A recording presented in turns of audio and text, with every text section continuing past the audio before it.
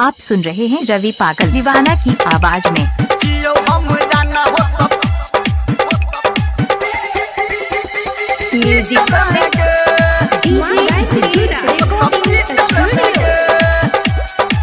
ये हम कहियो जान गे साचे कल फेर रहियो हम पाचे गे सुना ये सुना हम कहियो जान गे साचे कल फेर रहियो हम पाचे ये रोड रह जान पक्का हम तो मारी दलिए धक्का रोड रह जान पक्का हम तो मारी दलिए धक्का डाको गिर गलिए मुतल में गे अब छतु याद अब सुतल में गे जियो हम जान हॉस्पिटल में गे अब छतु याद अब सुतल में गे जियो हम जान हॉस्पिटल में गे बाय रवि पागल दीवाना।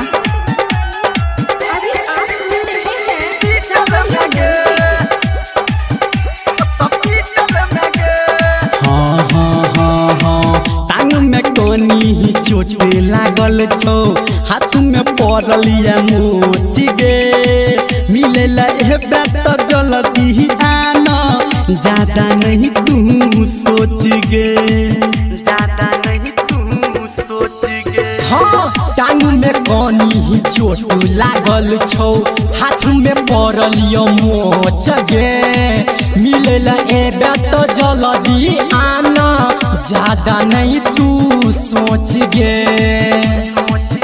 फाइट गेलो शर्ट पेंट सब कोबारा सेंट फाइट गेलो शर्ट पेंट सब कोबारा सेंट बड़ दर्द करैया हमरा बैठल में गे। हाँ अब छतु याद अब सुतल में गे जियो हम जान हॉस्पिटल में गे अब छतु याद अब सुतल में गे जियो हम जान हॉस्पिटल में गे।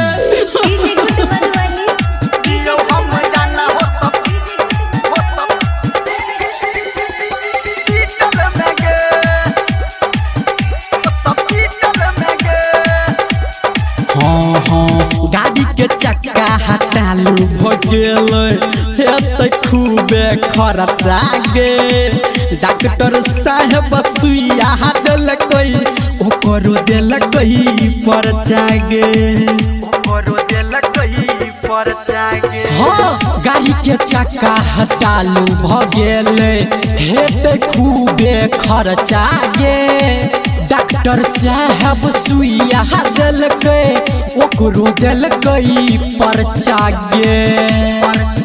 बात कहो धर्मेंद्र संगे संगे अभिनंदन बात कहो धर्मेंद्र संगे संगे अभिनंदन गाइड पढ़ने तू साल में गे। अब छतु याद अब सुतल में गे जियो हम जान हॉस्पिटल में गे।